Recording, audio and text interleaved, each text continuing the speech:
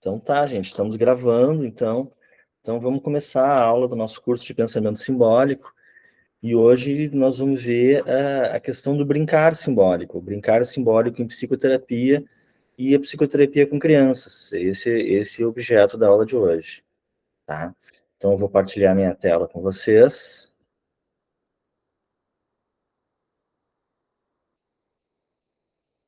Lá tem gente chegando. Eu tenho que compartilhar primeiro aqui.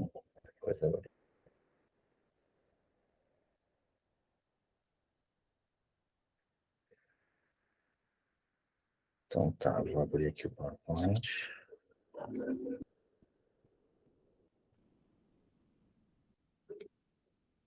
Vou colocar ele aqui. Então vamos lá. Buenas. Então, quando a gente fala de brincar simbólico, né, em Jung, nós estamos falando de Sandplay, né, e por que, assim, quer dizer, Sandplay tem sido a metodologia, né, se botar em tela cheia, eu acho que eu não vejo vocês, por isso que eu estou botando num cantinho aqui, mas aí vocês têm o material lá, tem o material, né, e aí também depois fica tranquilo de consultar. Né. Buenas. Então, Sandplay ficou conhecido como a metodologia de trabalho dentro do campo junguiano com crianças, né? Quer dizer, e ela tem, né, uma história que é interessante da gente ver, né? Quer dizer, ela foi uma metodologia que surgiu fora do campo junguiano, mas dentro do campo da psicanálise inglesa lá com a Margaret Lowenfeld, né? E a Margaret Lowenfeld, ela se baseando, né, num jogo que o H.G. Wells inventa, né, e traz num livro dele, que se chama Floor Games, né, ela cria, né, essa abordagem de trabalho com crianças, que ela vai chamar de World Technique, né, que fundamentalmente ela consiste, né, em bandejas de areia, né, e uma série de brinquedos, de miniaturas, né, que as crianças então brincavam com essas miniaturas em bandejas de areia, né. Quer dizer, então assim começa a surgir, nasce essa ideia de um trabalho com crianças, com brinquedos, miniaturas em bandejas de areia, com a ideia de que a criança possa, a partir desses brinquedos, representar o mundo, né? A ideia é que ela possa construir uma representação do mundo a partir, né, dos brinquedos que ela tem, e ela vai construir essa representação do mundo na areia, utilizando a areia como um chão, como um terreno, vamos dizer assim, onde ela possa construir a representação do mundo, tanto do mundo externo quanto do mundo interno, né? A Charlotte Bühler, né, ela vai pegar essa técnica da Margaret Lowenfeld e vai trabalhar com o que ela chama de world tests, né, pensando, vamos dizer assim, o world test como um psicodiagnóstico, como uma modalidade de psicodiagnóstico no brincar, utilizando essas bandejas de areia, utilizando, né, brinquedos miniaturas, né, e ela tem alguns trabalhos bastante interessantes em relação a isso, né, com o trabalho com criança. Mas vai ser lá com a Dora Kauf, na década de 60, que o Sandplay, então, ganha o nome de Sandplay mesmo, né? E começa a se organizar com essa metodologia junguiana de trabalhar com crianças e com miniaturas, né? Então, vamos ver um pouco mais sobre isso. Acho que aqui logo a seguir o slides nosso descreve um pouco melhor isso aí. Tá, tem gente entrando aqui. Cada vez que entrar, vai sair. Beleza. Então, Sandplay, então, ela constitui tecnicamente numa caixa de areia. É uma caixa que não é muito grande, é uma caixa mais ou menos do tamanho de uma mesa pequena, né? Aqui estão as dimensões dela, né? 72 por 50 por 7,5 centímetros de profundidade, né? É uma pequena caixa de areia, né? E uma série de brinquedos, de miniaturas, representando tudo que há no mundo real, também no que há no mundo imaginário, cultural, né? Quer dizer, figuras míticas, né? Todo tipo de objeto né, se constrói, se organiza dentro dessa possibilidade de trabalho dentro da caixa de areia. É curioso, né, porque, né, o terapeuta de criança vai se tornar um colecionador, na verdade, de miniaturas, né, o que é uma coisa interessante, e a gente acaba montando uma sala, né, com prateleiras de miniaturas, onde, enfim, onde a gente vai indo, a gente encontra brinquedos, a gente encontra miniaturas de decoração, a gente encontra miniaturas folclóricas, né, e tudo isso vira uma possibilidade de criação para as crianças que vão brincar na caixa de areia, tá? Então, a ideia é essa, é que a criança possa construir um mundo, né, dentro da caixa, né?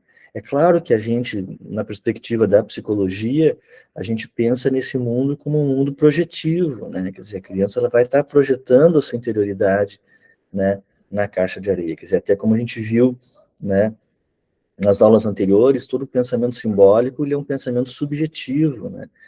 E a expectativa que a gente tem é que a criança vá construir a sua subjetividade, a sua experiência com a sua subjetividade, os seus sentimentos, as suas questões, seu conflito, e mesmo até seus planos de, de vida e de lidar com as questões, com as suas questões dentro da caixa de areia. Tudo isso vai ser construído lá. Essa ideia, essa expectativa que a gente tem e com a qual a gente trabalha, né?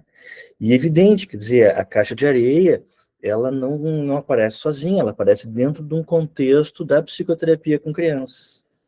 Então, e aí, examinar o brincar na caixa de areia, examinar a interpretação do brincar na caixa de areia, ela envolve a gente examinar também esses elementos, né, da psicologia analítica, da psicologia dinâmica com crianças, né, principalmente da psicologia junguiana.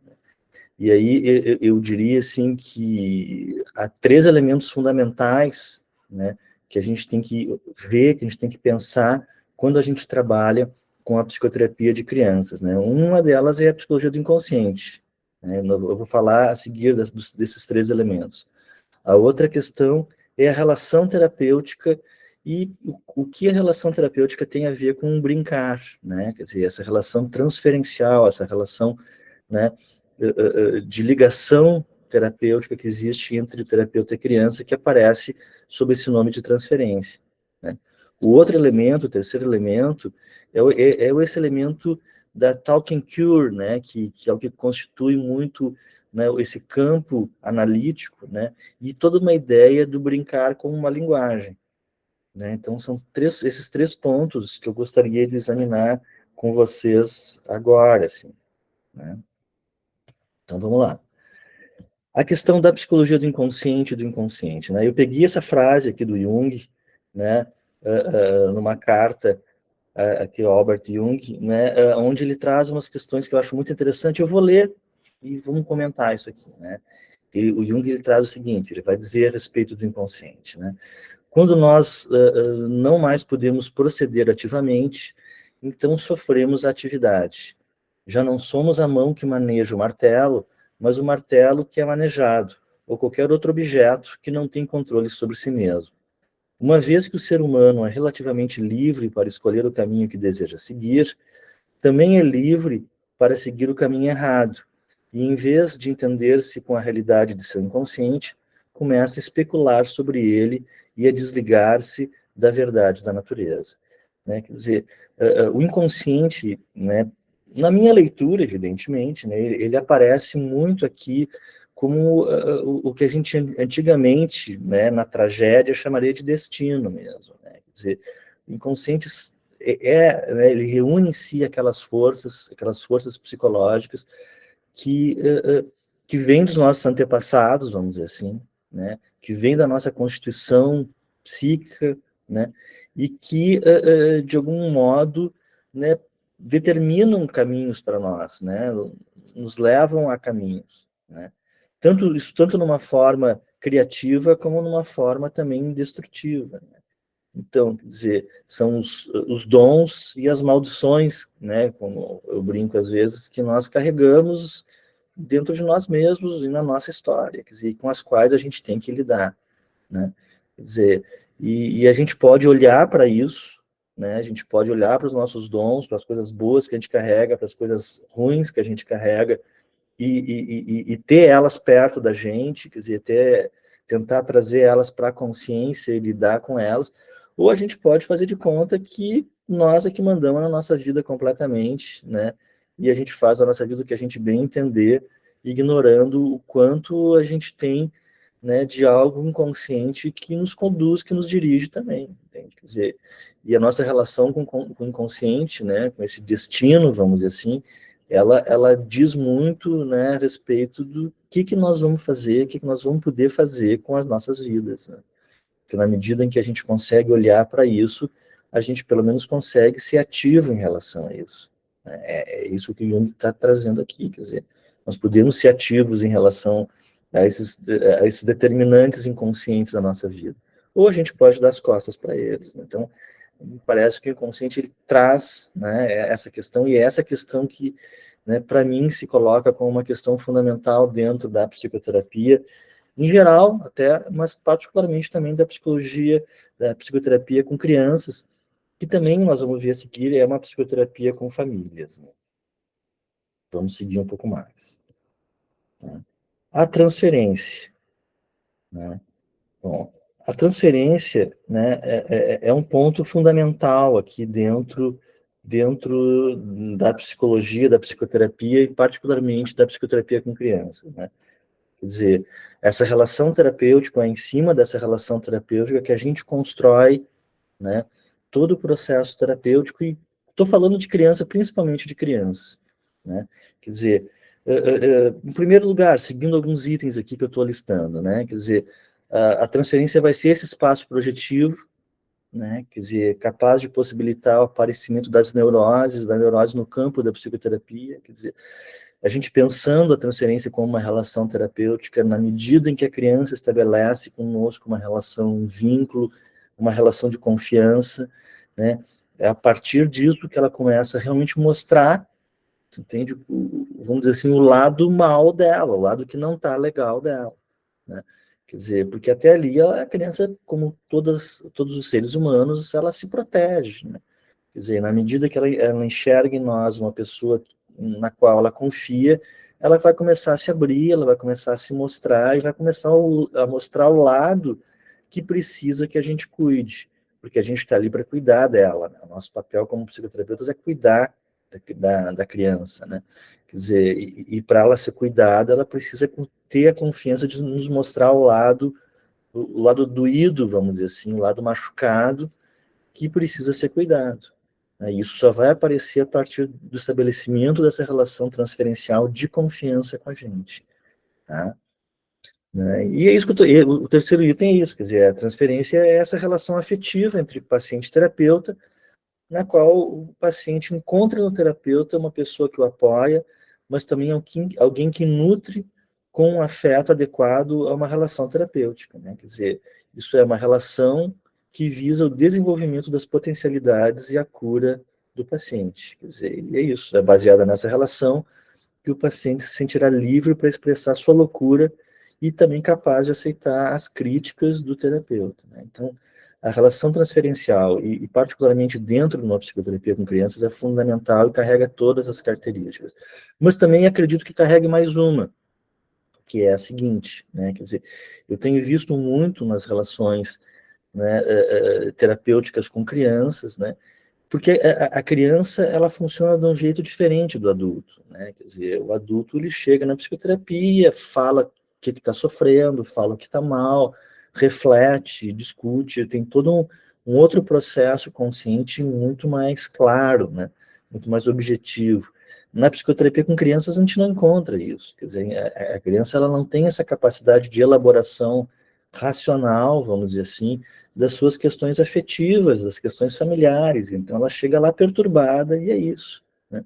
Mas, através da relação terapêutica, né, quer dizer, a criança começa a encontrar no terapeuta, né, um modelo, vamos dizer assim, de uma relação saudável, de uma relação voltada para o desenvolvimento dela própria, né? Quer dizer, isso depende do terapeuta entender a situação da criança, né? Compreender a situação da criança, a situação familiar, e se posicionar de uma maneira adequada, né? Quer dizer, uma maneira que favoreça o desenvolvimento da criança, né? E a partir do momento que o terapeuta toma pé dessa situação, toma consciência dessa situação, se posiciona adequadamente em relação à criança, a criança começa a enxergar na relação terapêutica um modelo de relação afetiva mais saudável do que aquela relação que ela tem com os pais. E isso é muito importante para ela, porque a partir daí ela começa a se posicionar de uma maneira diferente em relação aos pais, né? É muito comum a gente encontrar nesses casos, nessas situações, crianças que de repente começam a melhorar, começam a desaparecer os sintomas, mas elas também começam a aparecer para os pais como mais rebeldes, como mais críticas, como mais chatas, incomodando mais, né? Quer dizer, incomodando mais. Por quê? Porque elas já não estão mais aceitando uma série de coisas que os pais fazem e que antes elas aceitavam, né? Quer dizer, elas estão tomando uma posição, e essa posição, que é uma posição de individuação, né? É uma posição de construção de uma individualidade, de uma individuação no sentido de que elas estão entendendo, né, toda essa perturbação familiar e se posicionando em relação a isso, quer dizer, isso aí provoca na família toda uma situação de desconforto, né?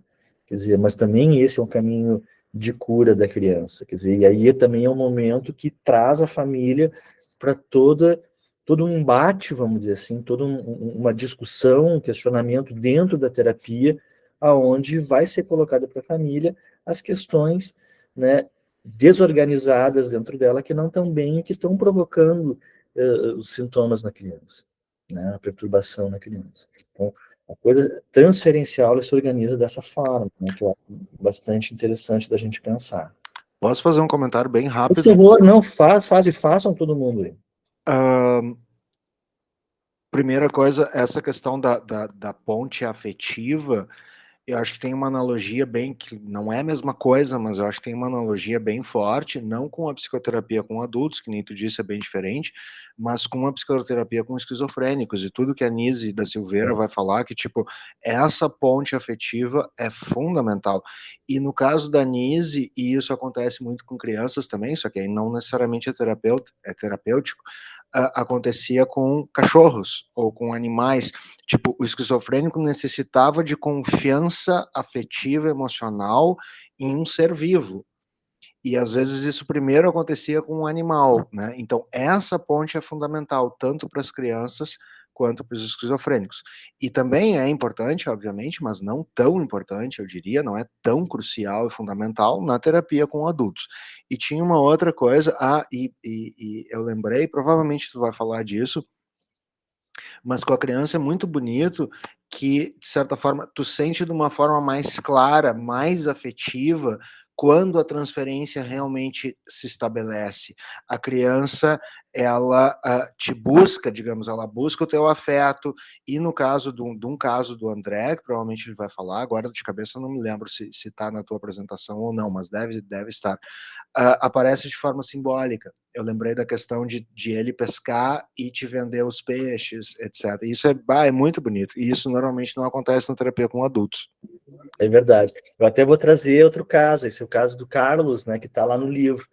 Eu vou trazer outro, mas vocês têm o livro aí, pode dar uma olhada, né? Mas exatamente, eu acho que tem um ponto muito legal aí que o Marlon está trazendo, que é essa similaridade, né? Uma similaridade, né? Eu ia dizer, não é apenas técnica, mas também do modo como se organiza a terapia, o trabalho com esquizofrênicos, né? Porque não é um trabalho racional, não é só racional, né? É um trabalho que exige muito a questão da presença do afeto mesmo, né? E de um afeto que se expressa de forma simbólica, né? Tanto no brincar, como no pintar, né? Nessa produção artística, vamos dizer assim, do esquizofrênico, que vão ser produções muito mais abstratas e que envolvem muito mais essa questão das emoções, né?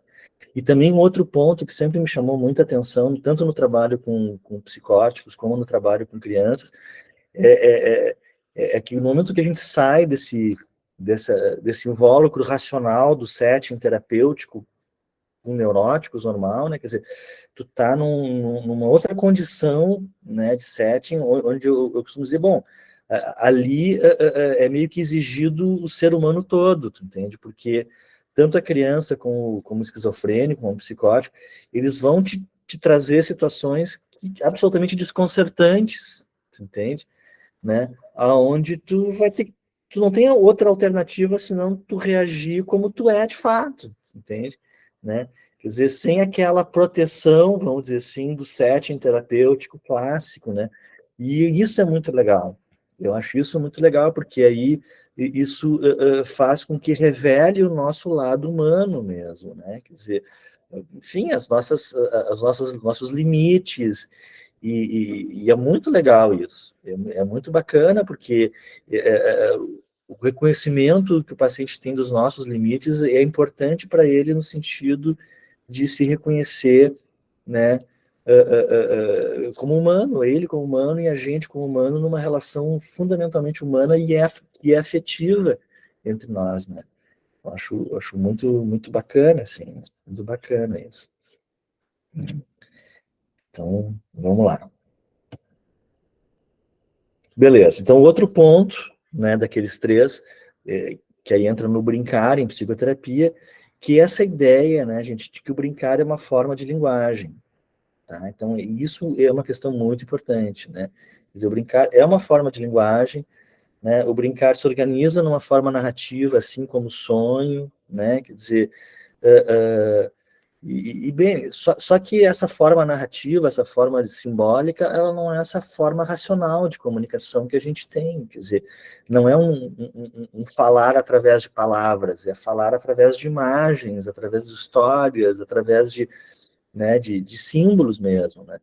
E, portanto, ele não é claro, né? Porque vai depender de cada um, né? Cada criança vai ter um jeito de organizar a sua forma de falar sobre si, né?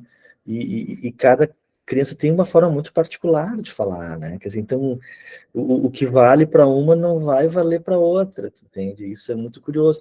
Embora hajam elementos coletivos, né? Quer dizer, porque no momento que a criança conta uma história, que ela brinca, que ela usa brinquedos, ou desenha, né, ou pinta, mas que ela usa elementos coletivos, né, como, sei lá, uma casa, como um super-herói, né, uma boneca, quer dizer, bom, ali é um gancho que a gente pode pegar, né, e isso é muito a psicologia do Jung, né, quer dizer, que faz essa ponte com os elementos coletivos arquetípicos, ou não, mas elementos coletivos da cultura, trazendo esses elementos coletivos da cultura como elementos mais visivelmente interpretáveis, são mais claros, né? E esses elementos podem nos trazer, sim, pistas, né, para que a gente possa conseguir ler, né, interpretar o brincar. Tá? Um outro ponto que, na medida que a criança brinca, né, sendo que o brincar ele é uma narrativa, toda narrativa tem um papel organizador. Né? Então, o simples fato da criança brincar, né, já faz com que ela se organize. Tá? E isso porque, tá, esse brincar que a criança faz no consultório da gente, né? Ela não é um simples brincar, quer dizer, ela não é um brincar, ela é diferente da criança que brinca com os amigos, é diferente da criança que brinca no seu quarto. O brincar, a gente está entendendo aqui o brincar como uma forma de linguagem, né? E quando a gente fala alguma coisa, a gente fala para alguém, nem que seja alguém imaginário, né? E a criança que brinca no consultório, ela está brincando num contexto de psicoterapia, é um contexto muito particular, muito especial. Então, a criança que brinca em psicoterapia, ela não brinca do mesmo jeito em casa, entende? Ela está brincando como alguém que conversa conosco, entende? Quer dizer, ela brinca para nós, né? Não que ela queira mostrar seu brincar para nós, né? Mas ela brinca para nós no sentido que ela brinca como quem quer nos dizer alguma coisa, né? E é por isso, quer dizer, o brincar em psicoterapia, ele é um brincar especial. E o simples fato de brincar, ele já é organizador das questões da criança, né? Porque ela está brincando com um interlocutor diferente que somos nós, né? Buenas, esse é um ponto. O outro ponto é, claro, a gente entendendo essa brincadeira, a gente compreendendo o que ela quer nos dizer através dessas histórias que ela nos conta no brincar, a gente consegue, claro, entender melhor ela, entender melhor a família e ajudá-los de uma maneira mais interessante, mais efetiva, tá? Então, é isso que eu chamo aqui de um brincar contextualizado. Tá? É isso aqui. Essa lâmina não precisa ler, já falei ela. Tá? Um ponto importante aqui, né, que eu acho que hoje a gente tem mais claro isso, mas eu acho que vale a pena sempre trazer, quer dizer, é que, ao contrário de um senso comum, né, quer dizer, a fantasia não é algo que esteja em oposição à realidade. Ela pode até estar em oposição, a fantasia ela pode ser escapista, né? Mas a fantasia na criança, né, ela é, em geral, uma forma de interpretação da realidade, uma forma de leitura da realidade. Quer dizer, a criança que fantasia, que brinca, né, ela está fazendo uma interpretação dela própria da realidade familiar que ela vive. Entende? Então, esse brincar que a criança faz, ela não é uma coisa boba, entende? Ela não é uma coisa trivial, ela não é uma coisa sem sentido, não, é uma leitura, é uma linguagem, uma fala, uma leitura que a criança faz da vivência dela com a família dela e com as questões de vida dela, principalmente aquelas que estão atrapalhando ela. Tá? Então, não é qualquer coisa, entende? Esse fantasiar, ele é muito importante, tá? E é por isso que a gente tem que tentar ler. Então essa interpretação do brincar, como, né? Ok, não é simples, não é fácil, é um processo longo, requer bastante estudo, mas ela envolve dois momentos, tá? O Jung traz assim esses dois momentos da interpretação que ele chama de reconstituição do contexto e amplificação, né? A reconstituição do contexto é esse momento, deixa eu pegar aqui, tá? É esse momento, vamos dizer assim, mais pessoal, né? Onde nós vamos mapear, né, todas aquelas questões pessoais que envolvem a realidade dessa criança. Quer dizer, uma delas seriam as associações da criança com o brincar, né? Quer dizer, a criança, por exemplo, ela costuma fazer uma brincadeira, fazer um cenário na caixa de areia. Isso é muito comum. E tu pergunta para a criança, bom, o que que tu fez aí? Me conta o que tu fez, o que que está acontecendo. E conversa com a criança sobre isso. Quer dizer, isso são associações da criança sobre o brincar. A criança ali que ela faz isso, ela não tem uma consciência de que ela está nos contando algo sobre a família, sobre, né? Mas ela está também. Entende? Ela brinca, né? Por brincar, mas aquela brincadeira também é uma linguagem, só que aqui isso se passa de uma forma muito inconsciente.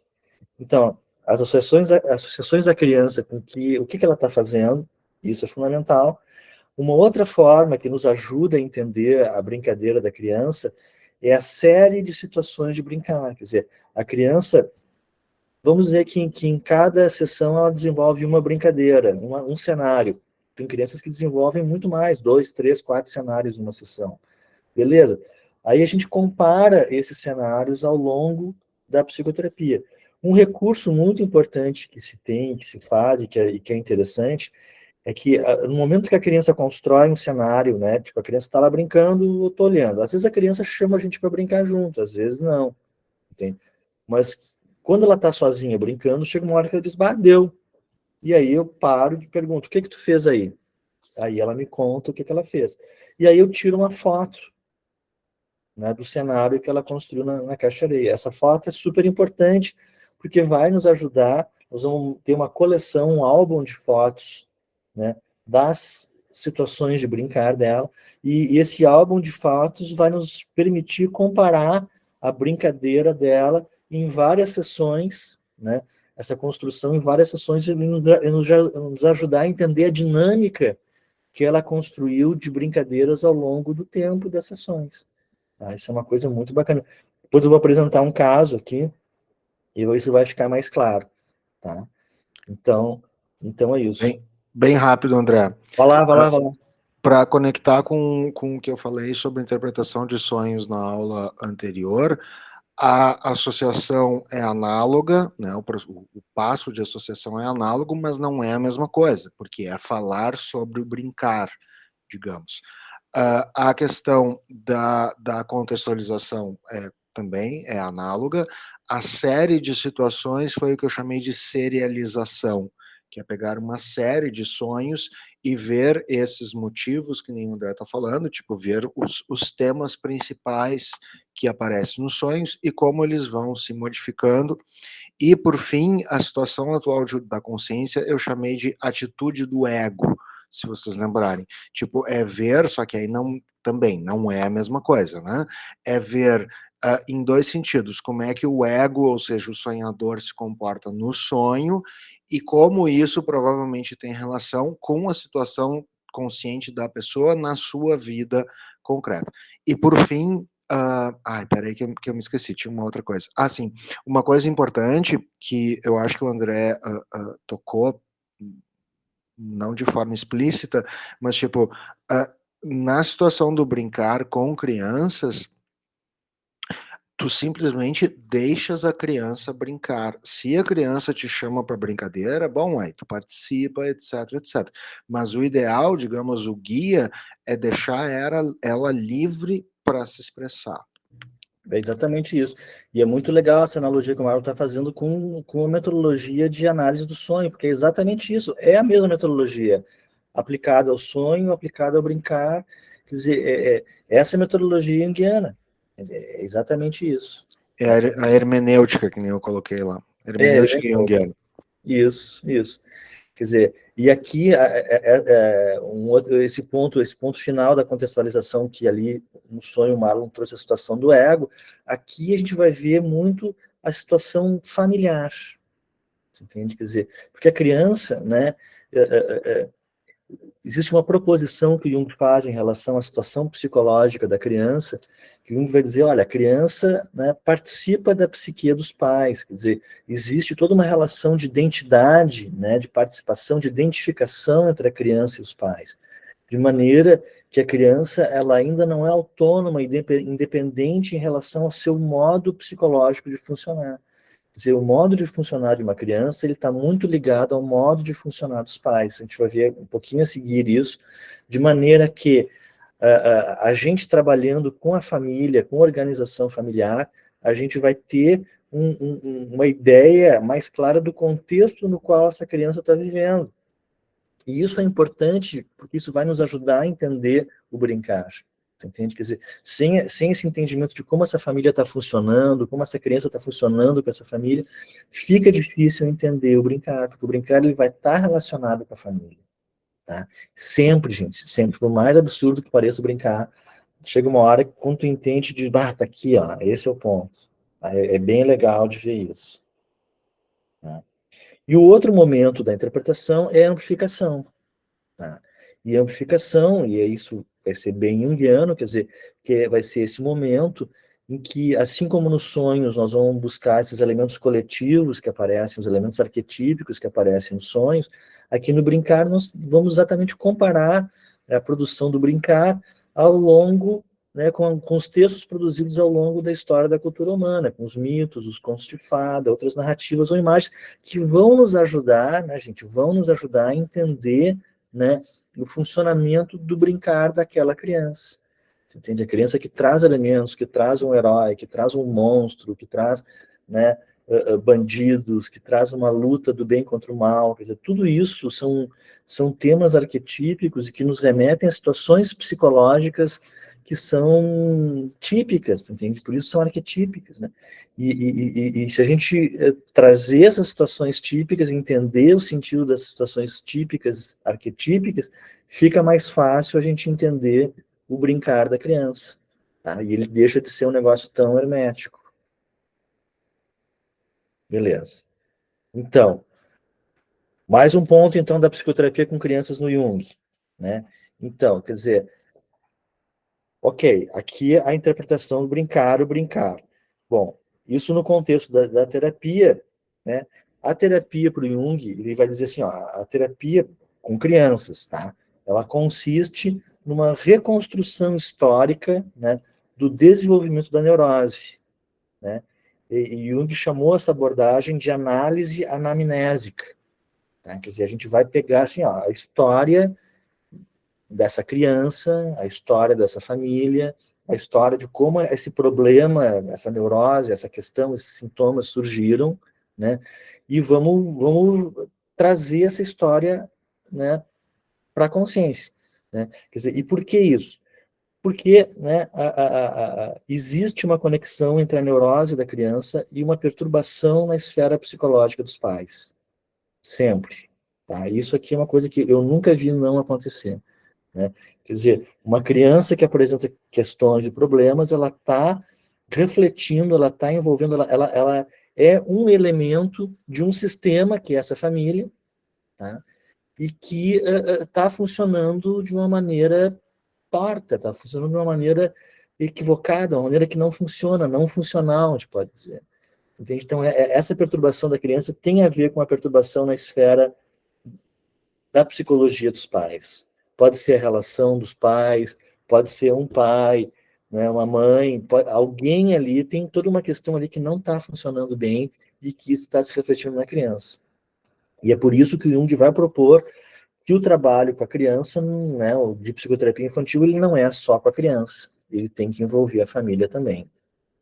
Tá? Então, assim, ó, quando eu trabalho com crianças, né, e faço sempre uma ponte com a família, estou sempre, né, pode ser no início uma vez por mês, às vezes 2 vezes por mês, mas eu trabalho com a criança e com a família, os dois juntos, né, porque eu entendo que a família está envolvida nesse processo de adoecimento dessa criança, né, e a família ela tem que ser tratada também, ela tem que se dar conta, né, desse envolvimento, dessa responsabilidade, e todos ali têm que se reorganizar, né, de uma maneira mais saudável, né? Por isso, quando chega uma criança para mim, eu sempre digo para a família, né? A primeira entrevista, eu faço uma entrevista com os pais, né? E eu sempre digo para eles, olha, tratamento de uma criança é um tratamento da família, não é só da criança, né? Então, vocês têm que ter isso muito presente, que aqui está todo mundo em tratamento, né? É essa a ideia, tá? É isso que eu digo aqui, ó, psicoterapia com crianças é uma psicoterapia com a família. Essa é uma questão, é um modelo bem junguiano de trabalhar, vamos dizer assim. Tá? Então aí eu pensei em trazer um caso, né? Porque eu acho que é uma maneira bem legal da gente ver isso funcionando. Entende? Ver isso tudo funcionando, porque eu acho que não tem outro jeito, outro melhor jeito que não a gente ver isso na prática, porque senão fica muito abstrato, e quando a gente trabalha com símbolos fica mais complicado. Então eu vou trazer o caso do Luciano. Esse caso tá nesse livro aí que eu passei para vocês, tá? Se vocês conseguirem abrir esse arquivo exe, estão ali as fotos, que eu vou mostrar também para vocês aqui, né? E tem mais 2 casos, tem o caso do Carlos, que o Marlon citou lá, tá? Júlia, abre só a primeira página do exe. Tá, perfeito. Então eu vou te mostrar uma coisa ali, tá? Então abriu. Então vamos lá. Então eu vou começar a contar o caso e quando for as fotos eu mostro lá, tá? Beleza, tá, abriu, é tranquilo. Então vamos lá, caso Luciano. Então, o Luciano é um caso que já foi trabalhado há bastante tempo por mim, né, quando eu escrevi esse livro, que foi minha tese de doutorado, né? E o Luciano foi trazido, os nomes são fictícios, claro, né? O Luciano foi trazido para a psicoterapia quando ele tinha 6 anos, tá? Ele nasceu de parto prematuro aos 8 meses e após o nascimento ficou uma semana na UTI pediátrica, né?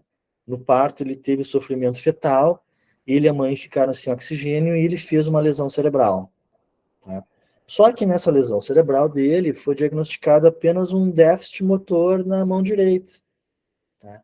Quer dizer, não foi mapeado nenhum tipo de lesão que afetasse o aspecto intelectual, emocional dele, né? Então, o Luciano falou com menos de 2 anos, portanto, dentro de uma etapa esperada, caminhou cedo também, no tempo esperado, né? Quer dizer, e o único problema, né, relatado pela família, né, foi a dificuldade de adaptação à escola, que foi o motivo, né, dele ter vindo encaminhado para a psicoterapia. Tá? Buenas. O tema que o Luciano nos traz, tá, é o tema da luta do herói. Tá? Então, a questão do herói que entra aí. Buenas, aí já entra temos aí todo um motivo arquetípico fundamental, que é a luta do herói. Né? O Jung ele dedica um longo texto sobre, né, o mito do herói, que é o volume 5 das obras completas, né, o símbolo de transformação. Né? Ali ele traz o caso da Miss Miller, onde ele traz todo o desenvolvimento, né, do herói. Né? Um outro texto clássico que a gente tem, não é do Jung, é do Campbell, do Joseph Campbell, é o Herói de Mil Faces. Também recomendo muito esse livro. Para quem trabalha com crianças, né, a questão de entender o herói é fundamental, até porque o herói ele é um tema constante nas brincadeiras infantis. Tá? E o herói, na verdade, a mitologia do herói, ela é toda um motivo, vamos dizer assim, de uma luta pela maturidade, pela construção de si mesmo. Né? O herói que primeiro luta com a mãe, né? E com as suas imagens arquetípicas maternas, como o dragão, como o monstro, né? Devorador, né? Quer dizer, ele está lutando pela sua individuação. Né? E há heróis que lutam com o pai também, com elementos, né, que tem a ver com a questão do pai, né? Enfim, o mito do herói ele vai ser uma luta para a construção da personalidade, né? Quer dizer, o herói ele está muito ligado a essa figura da construção de um ego e também de uma construção de um self mais inteiro, assim, né? É uma imagem fundamental por aí. Um outro material que eu acho muito bom, junto desses dois que o André mencionou, é o capítulo do Joseph Henderson no O Homem e Seus Símbolos. Eu acho que é o terceiro ou quarto capítulo, agora não me lembro. É verdade, esse capítulo está muito legal também sobre o herói. Né? Então, leiam esse material, um material bacana e importante para quem quer trabalhar com criança e entender esse funcionamento do herói. Tá? Então, vamos ver. Então, eu vou começar a contar algumas sessões. Tá? Eu mapeei aqui como primeira sessão, segunda sessão, mas, na verdade, essa primeira e segunda da apresentação. Na verdade, isso aqui é um ano de psicoterapia que está relatado aqui, né? E eu vou trazer algumas fotos, né? E vou mostrar para vocês. Buenas, então, na primeira sessão, o Luciano não quis entrar sozinho, entrou, né? O pai e a mãe ficaram, né, na porta, sentados, enquanto ele brincava, ele não conseguiu, ficou com medo de ficar sozinho comigo. E ele se apresentou assim como um menino grande, de grande porte, né, grande em relação à idade, mas demasiadamente infantil, né, com uma fala do tipo bebê, trocando letras, né, falando de uma forma arrastada, bebezada, né, e com uma linguagem de difícil compreensão, assim. Tá? E ele brincou na caixa de areia, né, e ali ele encheu a caixa de areia, colocou quase todos os brinquedos dentro da caixa de areia, né? Então colocou carrinhos, aviões, helicópteros, né? E disse que os carros estavam na praia. E falou que havia uma criança em cada carro. O que dá para ver assim, olha o universo que ele está construindo, o universo de crianças em carros, né? E que elas estavam pegando sol e brincando na areia. Então ele inicia uma luta de vários heróis com uma cobra e um dragão, né? O dragão queria destruir a cidade e os heróis tentavam impedir. Né? O dragão fica machucado, mas não morre. E o final da batalha fica em suspenso. Eu vou mostrar para vocês as figuras e já vou mostrar como é que se abrem essas figuras. Tá? Deixa eu aqui, deixa eu ir para o inicial. Ó. Provavelmente quando vocês abrem, tá aqui, ó, aparece essa página. Não é isso, Júlia? Aí vocês têm que clicar aqui, ó, na lista de figuras. E ao clicar na lista de figuras, aparecem aqui, ó. E aí nós vamos para as fotografias de Luciano. Tá? Então aqui é a primeira caixa que ele faz, tá? Com uma série de brinquedos dentro da caixa. Aqui um close está um pouco escondido, mas aqui tem uma cobra, né? Tá, é muita coisa. Aqui tem um dragão, um dinossauro e uma cobra e algumas figuras que são os heróis dele que lutam com essa cobra e esse dragão aqui. Tá, aqui já é o segundo. Vamos voltar para lá. Tá? Conseguiram abrir aí? Agora deu certo? Deu certo, Júlia? Abriu? Beleza. Vamos lá. Segunda sessão. Heróis lutam com um dinossauro. Depois a luta estende-se. Homens lutam contra animais. Há homens fortes e animais fortes. E por isso a luta não se resolve. O cenário é incrementado com carros, poço e mais aviões. Aparecem figuras femininas, né, bonecas. As mulheres não participam da luta, tá? Então, o Luciano coloca uma serpente na caixa e conta um sonho. Vamos dar uma olhada primeiro nessa caixa dele aí. Tá? Então, aqui, ó, os heróis lutando contra esse dinossauro, aparecem alguns outros animais, alguns heróis caem, né? O dinossauro fica de pé, os heróis, né, tem um herói aqui de pé e um dinossauro, os outros animais e heróis caíram. Aparecem alguns aviões aqui, esses aviões são importantes depois, né? Aqui, olha o caos que é a caixa, né, da luta, né? É uma situação caótica que ele está nos trazendo aqui, né? Esse caos da caixa de areia reflete bem o caos da vivência dele, assim, né? Novamente alguns aviões, aqui um foguete, né? Que vão ser importantes depois. Deixa eu ver aqui. Aqui um outro ângulo, parece ali um poço. Tá, isso aqui já é outro. Vamos lá. Ops. Onde é que eu tô aqui? Então, vamos continuar. E aí ele traz um sonho, junto com essa caixa de areia, ele traz um sonho.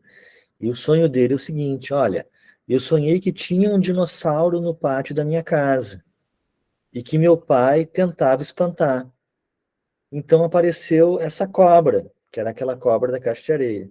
E o Geraldo e meu pai, né, espantou o dinossauro com a égua, quer dizer, montado na égua. O Geraldo, ele é um empregado, um capataz do pai dele. O pai dele trabalha com plantação, né, planta tabaco, né? E aí o pai dele, o Geraldo, aparecem no sonho dele espantando o dinossauro. Tá? Vamos guardar um pouco essas imagens para depois a gente ver. Tá? Bom, já vamos ver agora. Então, olha só. Então, a gente viu a questão do herói, né? Vamos ver um pouco o que significa essa luta do herói com o dragão e com a serpente, né?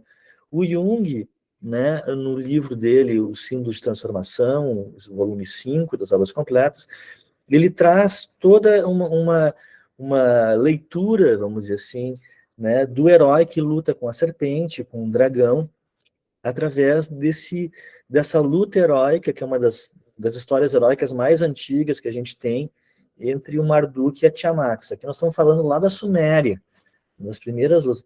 Aqui a gente tem uma imagem da Tiamat, né, essa serpente, né, com uma mulher amamentando o seu filho, né, uma primeira Madonna, né,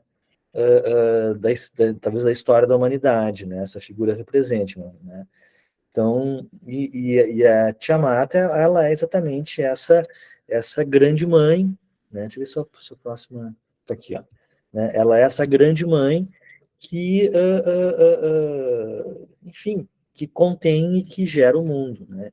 Então, quer dizer, nessa luta, né, a Tiamat, ela aparece como esse dragão, essa serpente destruidora, e ela vai destruir todo o mundo dos heróis, o mundo dos deuses, todo mundo existente, né? E o Marduk tem que proteger esse mundo, né? Combatendo com a Tiamat, né? Com essa serpente, né? E o Marduk, que é esse herói, ele é um herói solar, é um herói do vento também, né? Ele consegue matar essa serpente mãe, né? Vamos dizer assim. E aí ele fatia essa serpente, né? E de uma metade dela ele cria os céus e de uma outra metade ele cria a terra, né? Quer dizer, então né, o Jung traz a partir desse mito, né? Quer dizer, que a partir, né, do momento em que o herói vence essa serpente, que é um símbolo desse materno, que mantém, vamos dizer assim, né, esse herói infantilizado, que mantém esse herói no mundo das mães, vamos dizer assim, né? A partir do momento que esse herói consegue romper com esse mundo, ele constrói um mundo novo, né? Quer dizer, essa luta desse herói com a serpente, com o dragão, ele muito representa essa luta, né, do ego, né, contra esse mundo da infância, né? Essa vai ser a leitura, uma leitura muito rápida, evidentemente, né? Isso, né, o Jung, se vocês lerem o texto dele, é riquíssimo o texto, ele traz muitos outros elementos, mas eu acho que, sendo curto e grosso, né, a gente pode pensar, e principalmente aqui no caso do Luciano, né, numa luta, né, entre o herói, entre esse impulso do Luciano para a individuação, para se constituir ele mesmo, para constituir uma personalidade que ele é, contra toda essa tendência dele de permanecer infantil nesse mundo materno, né? E o que o mito do herói nos traz é que essa luta é necessária para que ele possa construir o mundo dele. Tá? Quer dizer, aqui pega uma frase do Jung, né? Quer dizer, o mundo se origina quando o homem o descobre, e ele o descobre quando sacrifica sua condição de envolto pela mãe original, pelo estado inicial inconsciente, né? Quer dizer, essa ideia de um mundo infantil inconsciente que todos nós temos que romper para que a gente possa se constituir como uma individualidade, né? Essa é a questão que o Luciano está trazendo aí com a sua luta, né? E buenas, e essa luta do herói com o dinossauro, né, no caso do Luciano, se dá na praia, né, quer dizer, o lugar onde nasce e morre o herói solar, né. Existem outros mitos solares, com o mito de Osíris e Horus, né, onde, né, o Horus aparece como o sol nascente, o Osíris como o sol poente, que vai atravessar todo esse mundo da noite, isso, que vai ser o mundo dos infernos, né, e para renascer, né, o Osíris que morre no fim da tarde é o Horus que renasce pela manhã no nascer do sol, né? Quer dizer, esse mito solar, né, do herói, ele é uma representação arquetípica, né? Arquetípica dessa luta do herói contra o inconsciente, contra esse mundo da inconsciência que também aparece nesse mundo materno, né? E aqui, quer dizer, a luta do Luciano se dá na praia, que também é um locus, né, dessa viagem noturna pelo mar, que também é um símbolo inconsciente, né? Quer dizer, então essa luta ela vai decidir se o Luciano vai ser tragado por essa nostalgia da imago materna, né?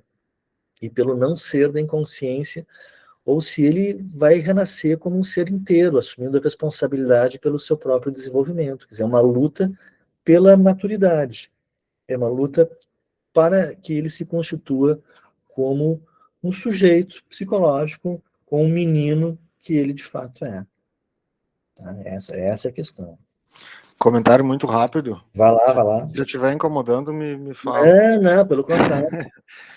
Não, me chamou a atenção ali que, tipo, a primeira caixa é um caos extremo, assim, que é o caos do inconsciente, é o caos da infância e da situação específica de vida dele, uma situação, enfim, pessoal e familiar muito caótica, e ele fica preso por isso, ele fica infantil, digamos, muito infantil para a idade dele. Logo depois aparece tanto a serpente quanto a questão do herói, ou seja, se clarifica a situação dele e de uma forma arquetípica, que tu colocaste do Tiamat e da Marduk. Aliás, mais para o pessoal da nossa idade, ou um pouquinho mais jovem, Tiamat é o nome do dragão a Caverna do Dragão. Eles botaram esse nome arquetípico, eu lembrei quando estava contando. Mas eu acho que não era fêmea o dragão. Eu não me lembro. Bom, era o dragão do Vingador, né? Era o Tiamat. Mas eu ia falar uma outra coisa. Sim, uma coisa bem importante é que, tipo, esse mito do herói, e especialmente o herói solar, etc., ele é muito especificamente masculino. É o menino que tem que passar por esse tipo de coisa. Então, tipo, isso em psicologia do desenvolvimento é muito importante, e agora com a pós-modernidade está sendo extremamente relativizado, e eu acho isso muito deletério, mas bueno, de que o menino, para ser, claro, isso em termos muito gerais, assim, né, mas para ele crescer e ele se tornar um homem, ele tem que passar por um processo muito diferente do processo da menina. A menina, se ela se identifica com a mãe, não é tão com a mãe e com a infância, com o mundo da infância, com a serpente, de certa forma, não é tão deletério, porque a menina, no processo geral, né, isso não serve para todas as pessoas, obviamente, né, mas no processo geral de crescimento, ela tem que se identificar com a mãe. Já o menino, normalmente, teria de se identificar com o pai ou com alguma figura masculina e lutar contra o mundo simbolizado pela mãe, o mundo da infância, o mundo do não ter que fazer nada, da passividade, do inconsciente, etc, etc. Então, tipo, a dinâmica que aparece aqui é tipicamente masculina, é tipicamente de meninos. Já para as meninas, normalmente aparece de uma forma muito diferente. Pode aparecer heroína, etc, mas as dinâmicas são bem diferentes. É bem isso, é verdade. Então, pegando aqui o sonho, né? Então, exatamente esse ponto, a identificação dele com o pai, né? Quer dizer, no sonho, é o pai que vence o dinossauro, né? Quer dizer, e ele vence o dinossauro montado numa égua, né? Quer dizer, montado nessa imagem do materno feminino que agora aparece domado, porque é isso, quer dizer, para ele se constituir enquanto menino, ele vai ter que domar esse materno, entende? Ele não pode ficar submetido a esse materno, porque senão ele é uma criança, né? Quer dizer, esse menino que se identifica com o materno, ele é o filho, vai ser sempre o filhinho da mãe, né? E ele tem que poder ser um menino para se colocar na vida como alguém autônomo, né? Então aqui a imagem do pai, né? Quer dizer, é aquele que subjugou a tendência regressiva de retornar à mãe, de permanecer infantil, né? Quer dizer, então o pai conseguiu fazer isso. Então o que o sonho mostra para o Luciano é isso: olha para o teu pai. Quer dizer, o teu pai é a figura, né? E que te mostra como tu tem que agir em relação ao dragão. O pai vai lá e espanta o dragão. André, não era nesse caso que tu notaste que a mãe tratava o Luciano de forma muito infantil e chamava ele Sim, de bebê? exato, exato. Depois eu trago isso, mas exatamente essa mãe tratava ele verbalmente como um bebê. Né? Bah, Bebê. spoiler, desculpa. Não, mas é legal. Ela chamava, não, vem cá, ó, bebê, vem cá. Ela chamava ele de bebê, o guri tinha 6 anos. Tá? Então, exatamente. Pera. Então, começa a surgir uma outra figura interessante na história dele, essa um pouco mais pessoal, não tanto arquetípica, mas que é muito bacana. E ele brinca, o Luciano sempre brincava muito com o avião, né, que já apareciam naquelas caixas iniciais, né? E ele elegeu um avião, né, que ele passou, né, algumas sessões brincando direto com esse avião e tal, né? E aí ele monta uma caixa de areia com o avião, tá? Então, a narrativa do Luciano aqui ele nos conta, né, que o avião, né, saiu para passear, para fazer suas coisas, e ele sentiu saudades de casa. Tá? Só que quando o avião volta para casa, então, porque ele sentiu saudades de casa, ele é partido, ele é desmembrado e colocado dentro de um caixão. Tá? Quer dizer, então essas saudades de casa se transformam numa morte. E, ó, vamos ver essas imagens que são bem bacanas aqui. Tá? Eu vou avançar um pouquinho. Tá? Aqui as lutas se repetem. Aqui bem embaixo aparece o aviãozinho, tá? Nessa foto. Aqui tem outros aviões e aparece um aviãozinho. Tá? Aqui o avião chega em casa porque ele estava com saudades da casa e aí ele é desmontado e colocado dentro de um caixão. Tá? E aqui aparece o avião dentro do caixão. Aqui é uma outra brincadeira, numa outra sessão. Aqui o avião já está desmontado ao longo do caixão e aqui tem a casa para onde ele retorna por causa das saudades. Tá? E o Luciano ele brincou durante algumas sessões aqui de outra coisa. E com esse avião, né, o avião andando pela sala, o avião, né, circulando, né, e depois retornando a casa e sendo desmontado e colocado dentro do caixão, né? Quer dizer, esse é exatamente essa história, né, desse herói, né, que sai pelo mundo como um avião, né, voando, mas que, enfim, sente saudade de voltar para casa, sente saudade de voltar para a mãe, e ao voltar para a mãe, ele é desmembrado, né? Tem uma história muito legal, arquetípica, que é a história do Osíris, né? Que é exatamente isso, né? Quer dizer, o Osíris, ele acaba caindo numa armadilha, né, do Sete, né? E ele vai ser desmembrado, né, vai ser esquartejado e colocado dentro de um caixão, né? Quer dizer, e esse caixão depois se perde, tem toda uma busca da Ísis pelo caixão do Osíris e tal, mas esse desmembramento, ele é uma sensação que, por exemplo, a gente vê em alguns psicóticos que relatam para nós uma sensação de desmembramento, né? Então, essa sensação de desmembramento é uma sensação de ser desmontado, de ser, né, desconstruído e encaixotado mesmo, né, morto, né? E isso tem a ver, em geral, com esse movimento regressivo de retorno a uma inconsciência, ao materno, ao mundo de proteção, ao mundo onde a pessoa se vê protegido, inerte, mas também se vê desmontado, né? Se vê morto, né? Então, é um pouco essa vivência que o Luciano nos traz aí, tá? E aí, bom, depois dessas sessões, né, a gente faz uma entrevista com os pais, né? E aí aparece, né, o Luciano tratado pela mãe como um bebê, né? E verbalmente, como eu falei, e que essa atitude da mãe tem uma história, né? Então, nessa sessão aí com os pais, a gente consegue desconstruir, a gente consegue trazer à luz essa história, né? Então, então os problemas neurológicos do Luciano, a frequente ida aos médicos, né, fizeram com que a mãe, nas palavras dela, o super protegesse, tá? E essa proteção excessiva se acentuou depois de um suicídio de uma irmã do Luciano, de 19 anos, ao saber-se portadora de HIV, tá? O que ocorreu 3 anos após o nascimento de Luciano. Naquela época ainda não tinham os coquetéis antivirais, assim, né?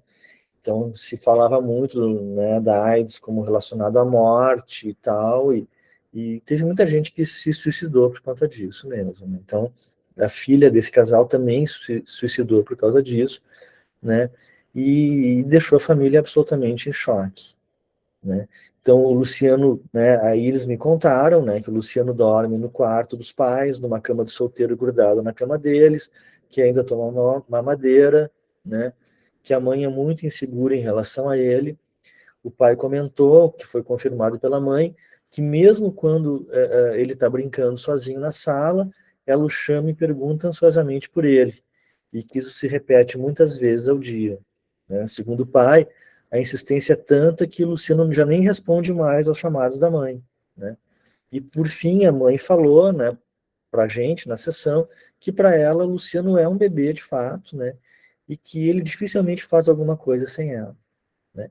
E aqui se inicia todo um processo com essa família de começar a tirar o Luciano desse lugar de bebê dessa mãe e começar a instrumentalizar essa mãe para poder, né, viver sem um bebê perto dela, né? Porque o Luciano não é mais um bebê, ele é um menino de 6 anos e precisa viver como um menino de 6 anos, né? Então essa questão começa a ser trabalhada com essa família aí, tá?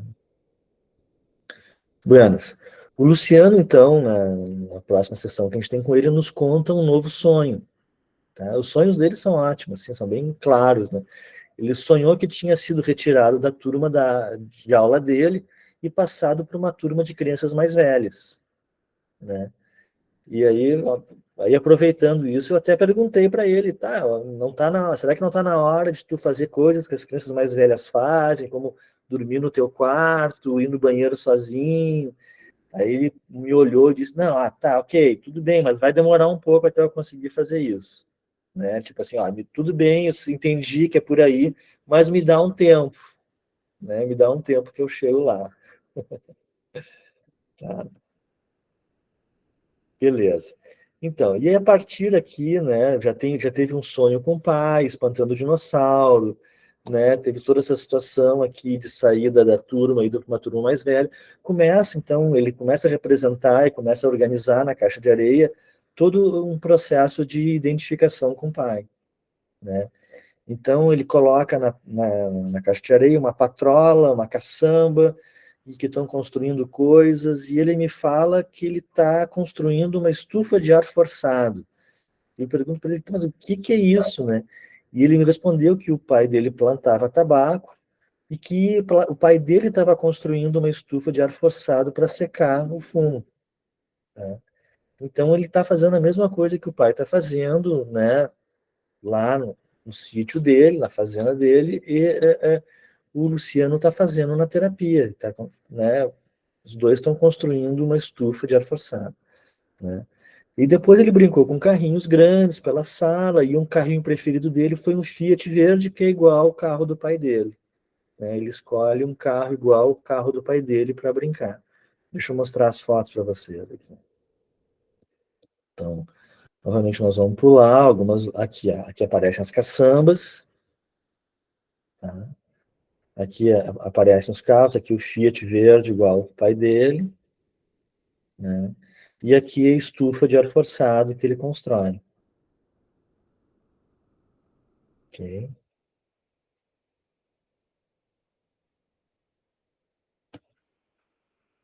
Eu não me lembro se eu acho que tu não fala até no teu livro, na tua tese, mas agora me veio que, de certa forma, é uma coisa que tem que ser forçada, é um rompimento com a imagem idealizada da mãe, com a nostalgia da mãe, com a nostalgia da infância, e a questão do ar, se bem que aí complica muito, né? Inclusive porque tem uma coisa muito concreta, é a atividade do pai dele, mas me traz a coisa do espírito, tipo, É a verdade. modificação do avião, etc.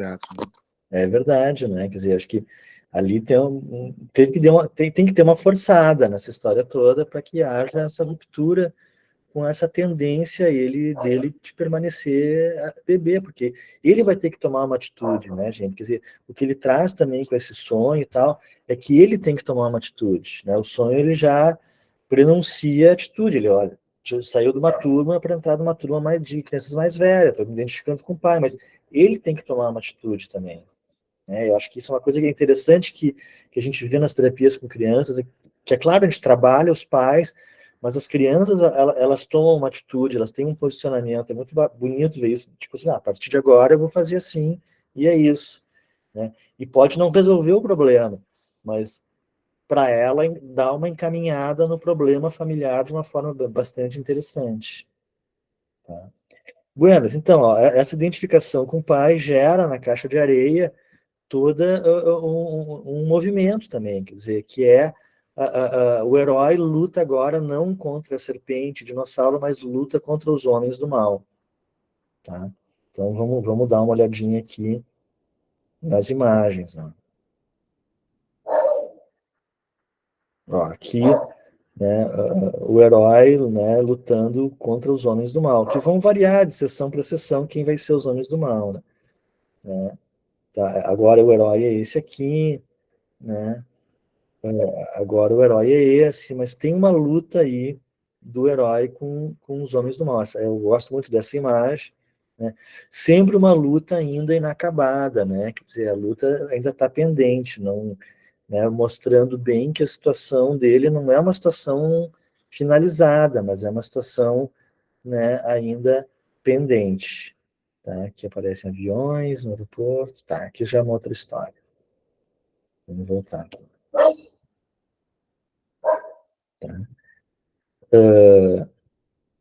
Aqui. Então, no próprio Jung a gente encontra, né, eu encontrei uma interpretação interessante para esse mito, né, esse mitologema arquetípico da luta contra os homens do mal, né?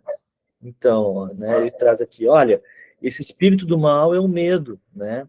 É essa negação, o antagonista que se opõe à vida, né? Que instila no corpo o veneno da fraqueza através da traiçoeira picada da serpente. Ele é toda tendência ao retrocesso que ameaça fixar-se na mãe, né? Para o indivíduo heróico, o medo é um desafio e uma missão, pois só a audácia pode libertar do medo. E quando o homem não ousa, alguma coisa rompe no sentido da vida, e todo o futuro está condenado a uma mediocridade vã, a um crepúsculo iluminado só por fogos fatos.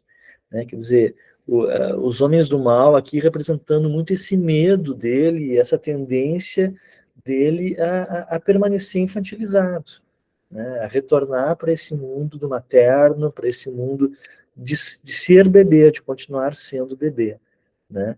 Quer dizer, é isso, é ter que enfrentar os medos, é ter que enfrentar os desafios, ter que enfrentar as questões, é isso que a luta com os homens do mal representa, né?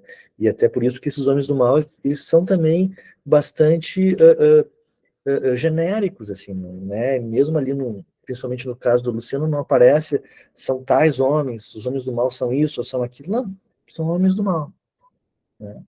E contra os quais o herói luta, né? Então é isso, esse é o desafio que está diante dele agora, lutar contra o medo e contra essa tendência de permanecer sendo bebê. Tá? Aqui aparecem umas figuras aqui mais culturais e arquetípicas, o Darth Vader ali, o Boba Fett, né? Aqui é de um livro do Campbell. Ups.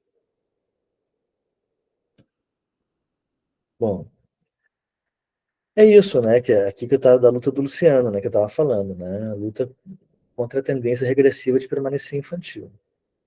Tá? Beleza, então, ok, mas olhem só, né? Todo esse movimento gera nele, quer dizer, a aproximação do pai, né? A luta, né? Parece que a luta contra, né, o dragão, a serpente foram superadas, né? Agora a luta contra os homens do mal, né? São figuras mais próximas da consciência, ele está mais próximo do pai.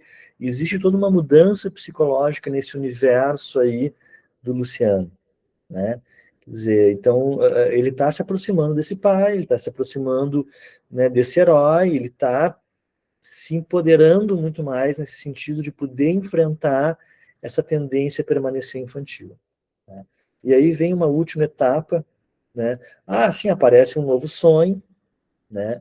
Que tá bem legal, né? Ele sonha que está namorando uma apresentadora de TV, a apresentadora do Sítio do Pica-Pau Amarelo, né? Quer dizer, então começa a aparecer aqui uma outra figura feminina que não é a mãe, né?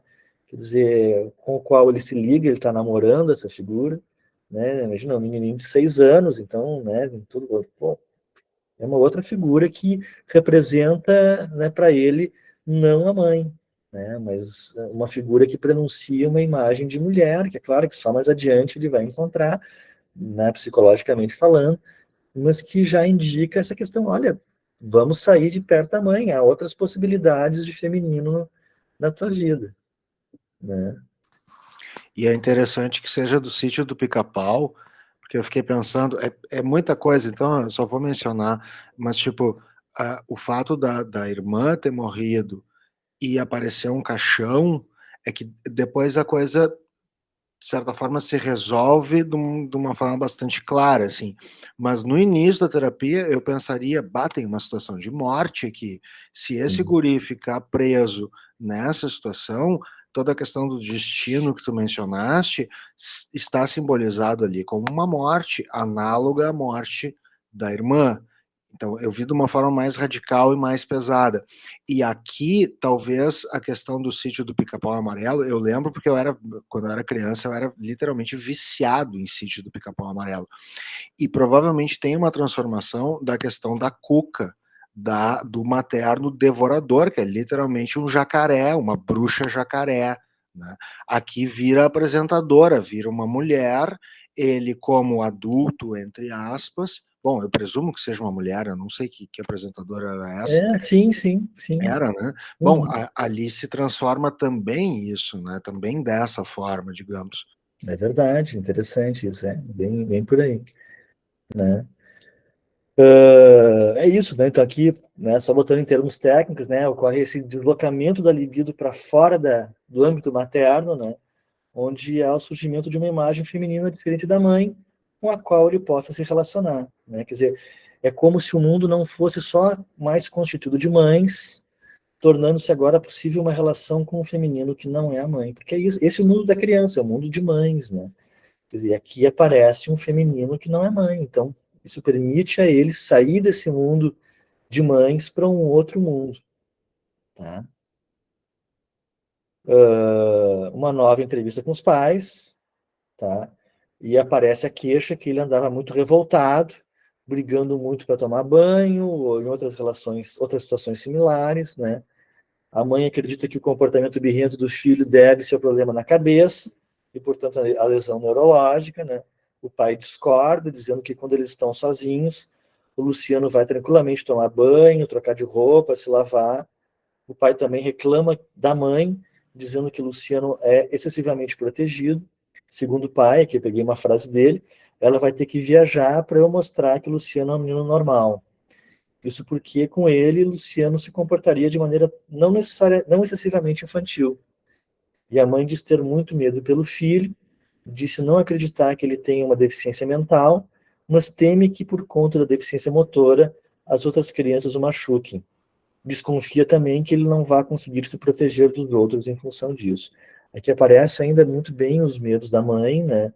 Mas também aparece essa situação dele revoltado com a mãe, né? Quer dizer, ele começa a se posicionar em relação a essa infantilização por parte da mãe, né? Brigando com ela, né? Então, isso é um ponto positivo, porque aqui o que tem é uma criança que está reagindo, na verdade, a uma infantilização que está patológica, não está legal. Né? Essa infantilização ela não é uma coisa boa, ela é algo que tira ele de um caminho de crescimento, de um caminho de individuação. E é muito a mãe devoradora, né? Tipo, o que aparece é um excessivo cuidado, um excessivo amor, mas ela condena ele a ter a tal da lesão neurológica, a Exato. ser uma criança doentinha, que aí ela serve só como bebê da mãe. É nesse Exato. sentido que é mãe devoradora. Né? É exatamente isso. Ele, né, por ela, ele vai ser sempre um bebê, né, doente, que ela vai ter que cuidar. Né, o que é tremendamente destrutivo para uma pessoa que está em desenvolvimento, em processo de construção de sua personalidade, como uma criança. Né? Então é algo que parece tolo, que parece bobo, que parece, né, que pode passar batido, mas que na verdade é muito importante. Né? E aqui aparece um tema muito interessante na história dele, já finalizando assim, né, que é o motivo do sacrifício do sapo, né? Ele monta um aeroporto na caixa de areia e depois pegou um sapo. Disse que o sapo estava comendo açúcar e encheu o sapo com areia. Então falou, né, que o sapo havia comido cascalho e que o sapo fora morto pelo dono do cascalho. Aí nós tiramos fotos do sapo comendo açúcar e do sapo morto, né, no qual ele desenhou sangue, ele desenhou sangue no sapo. Então o Luciano enterrou o sapo, disse que o sapo estava enterrado na neve, né, que o haviam desenterrado e levado para casa. Então o sapo acordou, né, afinal ele não estava morto. Por fim, Luciano disse que o sapo dava a vida, né, pelo dono dele, que é o homem do avião branco. Vamos olhar um pouco essas imagens aí. Então, voltando aqui, ó, primeiro aqui o aeroporto, que ele constrói, aí depois aqui o sapo, tá? Ó, o sapo com sangue que ele desenhou, tá? O sapo aqui no aeroporto, né? Tá, aqui já outra história. Ok, então vamos lá, vamos voltar. Então vamos ver um pouco desse tema do sacrifício. O sacrifício também é um tema arquetípico, né? Eu gosto muito dessa frase, desse trecho aqui do Moz, né, Marcel Moz. Ele vai dizer, olha, ele vai definir, né, o sacrifício é um ato religioso que, através da consagração de uma vítima, modifica o estado moral da pessoa que o realiza. Quer dizer, a ideia é isso, quer dizer, um sacrifício, ele modifica o estado moral da pessoa que se sacrifica ou que sacrifica alguma coisa. né? Quer dizer, tanto para o bem como para o mal, né? Quer dizer, mas o sacrifício ele provoca uma transformação da pessoa que sacrifica. É essa a ideia, né? E aqui no caso, o que o Luciano está sacrificando, né, é a infantilidade dele, né? Quer dizer, o sapo ele vai ser um símbolo desse sacrifício da própria infantilidade, né? Quer dizer, se a gente pegar até a imagem, né, a imagem simbólica, a imagem arquetípica, a imagem cultural do sapo, né, o sapo ele está muito relacionado a crianças, né? O sapo é uma criança, né? Assim como o girino, né, é parecido com o espermatozoide, o sapo vai ser um símbolo de criança, assim, né? É muito associado a crianças, assim, né? E agora, ei, André, agora falando do sapo, eu posso estar viajando aqui, tá? Mas o sapo, por exemplo, nas histórias infantis, também está sempre ligado a uma transformação, né? O Sim, sapo se transforma sempre nas histórias. exato, porque o sapo é a criança que tem que se transformar, né? Que é a coisa do rei sapo, né? Então o sapo, né? Ele é um infantil meio monstruoso que se transforma num homem depois, né? Então o sapo ele está envolvido nesse processo de transformação. E Ele aqui, é o, fala. ele é o protótipo do humano, porque as mãos, especialmente, que é a forma como nós agimos Exato. no mundo, e no caso do Luciano foi onde apareceu o problema dele, as mãos são muito parecidas. Então, eu lembro que o Jung fala, eu não me lembro aonde, eu acho que em algum seminário, ele fala que o sapo, por exemplo, para dar mais um exemplo em relação ao que a Jess falou, o sapo que vira príncipe, etc., é que aquilo ali está regredido, está animalizado, está em formato animal inconsciente. Então, isso tem um paralelo com a questão da infância. Tipo, o Luciano ficar preso na infância é ficar dinossauro, é ficar serpente, é ficar engolido por tudo isso, né? E me chamou a atenção que, tipo, duas coisas principais. A questão de comer muito açúcar é tipo, é todo doce que a mãe oferece, que nem em Contos de Fada, é a bruxa que faz a casa de açúcar ou de doces. Mas também é o sapo machucado, é toda a dor dele, provavelmente a dor da mãe ao ter a filha, né, cometido suicídio, etc. Tudo isso tem que ser sacrificado, que aí ele, de certa forma, pode transcender tudo isso, que é o homem do avião branco, e é a limpeza de todo esse caos. Né? É verdade. Também do avião que voa de um lugar para o outro, que vai, né? Que vai para a vida, vai para o mundo, né? Então, é isso. Então, quer dizer, a partir daqui, né, o Luciano ele está pronto, ele está dizendo que ele está pronto para abdicar dessa tendência regressiva, quer dizer, ele está pronto para dar continuidade no seu processo de desenvolvimento, quer dizer, é um primeiro passo, né, mas não é a conclusão do processo, quer dizer, e a partir daqui, quer dizer, começa realmente um processo do Luciano, né, começar efetivamente a crescer, né, quer dizer, esse é o momento que a gente, já encerrando aqui né, o seminário, a nossa, né, a aula de hoje, esse foi o primeiro passo, assim, que a partir daqui o Luciano realmente começou a crescer, começou a ir para a escola, começou a se adaptar na escola, começou a realmente a frequentar, a se integrar no mundo humano adequado à idade dele, né, quer dizer, então, né, eu acho que o que essas brincadeiras dele, né, esse brincar na caixa de areia, vai retratando é exatamente esse processo, esses conflitos, esse processo todo, né, dele construir a sua personalidade, né? E eu acho muito legal como aparece aqui no Luciano, e eu vejo que isso aparece né, em muitos casos que a gente trabalha, ok, existe a família, existe a questão da família, ponto da família, do trabalho com a família é fundamental, né? Mas a criança, né, ela chega a um ponto que ela muda a sua atitude, entende? Isso é uma coisa muito, eu acho, fico sempre muito emocionado quando eu vejo isso em criança, porque, né, se pensa muito a criança, né, como muito indefesa, muito ligada aos pais, e ela é de fato, mas ela também consegue ter uma mudança de posicionamento, né, em relação às suas infantilidades, e ao se posicionar diferente, ela muda a sua atitude, entende? Quer dizer, né, é claro que isso pode até ser destruído por uma família disfuncional, mas naquele momento, em terapia, ela consegue mudar de atitude, se posicionar diferente, né, no sentido da saúde, do desenvolvimento, da individuação, né? E a partir daí que a gente observa realmente o processo que a criança começa realmente a se curar, né? É muito legal isso.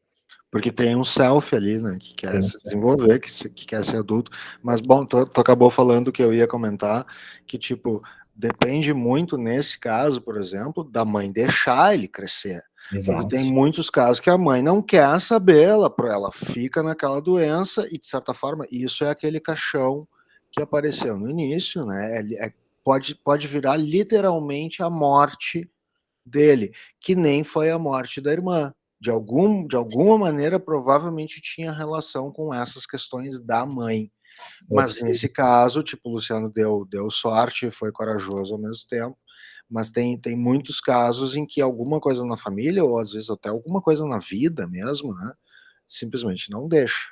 Mas realmente é muito bonito mesmo.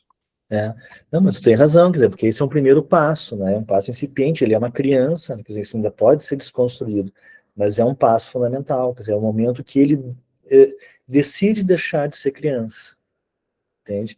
Ou melhor, decide deixar de ser bebê, né? Para ser uma criança que ele é, uma criança em desenvolvimento, né? Se perceber em desenvolvimento, se perceber com alguém que vai crescer e que vai ser um adulto. E ali, no caso dele, né, como um adulto como o pai dele. Né, que acho que é a questão que entra aí, nessa identificação com o pai, aí é muito importante nesse momento, nessa quebra, né, desse abebezamento, vamos dizer assim, né, desse manter-se como bebê e manter-se como bebê protegido pela mãe. Então é isso, gente, eu acho que espero assim, ó, que, né, a questão do lidar com o brincar, né, a imagem do brincar, quer dizer, realmente vai exigir assim que a gente estude esses elementos, estude esses elementos culturais, a questão dos símbolos são muito importantes aqui. Eu acho que a contribuição do Jung e a contribuição nossa da Anísia da Silveira é muito importante no sentido de dizer, olha aqui, ó, as fantasias das pessoas, sejam psicóticos, sejam crianças, né? Há elementos arquetípicos que são elementos culturais, entende? E se a gente não também entender um pouco dessas dinâmicas simbólicas, psicológicas, desses elementos culturais, arquetípicos, né, fica mais difícil da gente entender o sentido, né, desses sonhos, dessas pinturas, dessas brincadeiras que as crianças desenvolvem, né? Porque, vejam bem, né, essa leitura do mito do herói é uma leitura antiquíssima, na verdade, entende? Quer dizer, isso aí está no Jung, está no Campbell, está no professor do Campbell, que é o Zimmer, tá? Isso vem desde muito tempo, desde o início do século XX, que se vem discutindo esse tipo de coisa, entende? Quer dizer, então, a gente tem que olhar para essa produção e entender assim, ó, o que significa ser herói? Bom, o herói é um sujeito civilizador, o herói é um sujeito que produz com consciência, o herói é solar, ele está ali para a consciência, para iluminar o mundo, pode ser o mundo da infância, pode ser o mundo da civilização, mas ele está ali para eliminar o mundo, para iluminar o mundo e para trazer coisas novas e que façam, né, o mundo e as pessoas crescerem. Né? Acho que ele não elimine o mundo, mas ilumine, que também isso é possível. Baixou te amar em ti nesse Baixou lapso. a né? O herói do mal, Darth Vader. Então tá, gente. Buenas. Então eu acho que a gente pode ficar por aqui hoje, né? Se não tem mais questões aí. E gente, eu vou amanhã, como aconteceu nas outras vezes, amanhã eu subo o vídeo para o YouTube, tá? E nos vemos acho que na outra segunda, né? Dia 9, sim. que é a última aula comigo. Tá? Então tá, gente. Lembrando, assim, ó, nossas agendas estão abertas, né? Nós também estamos divulgando aqui o nosso trabalho clínico, né? Esses cursos também têm esse sentido, né? E depois nós vamos estar postando aí para vocês nossos contatos aí, né? Para quem conhecer, enfim, quiser encaminhar paciente, nós estamos com a agenda aberta. Então tá, foi um prazer estar aqui com vocês, foi um prazer aqui, né? Estar partilhando essa aula e nos vemos semana que vem, então, tá? Grande abraço a todos. Tchau, pessoal. Boa noite. Boa noite, Boa noite. abraços. Tchau. Na gravação aqui.